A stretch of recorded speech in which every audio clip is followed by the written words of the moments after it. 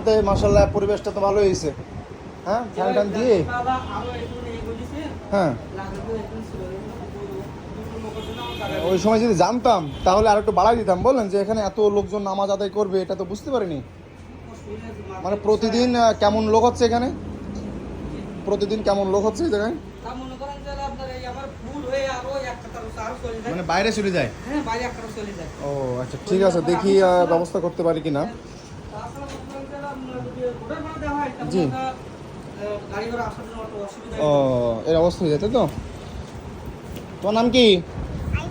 আয়শা। আয়শা, মা আয়শা, তাই নাকি?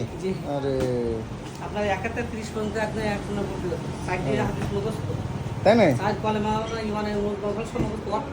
আরে আরে মাশাআল্লাহ, ঠিক আছে, দেখি আমরা কি করতে পারি না পারি। একটু যাচ্ছি মাদ্রাসায়। হ্যাঁ, আসসালামু আলাইকুম।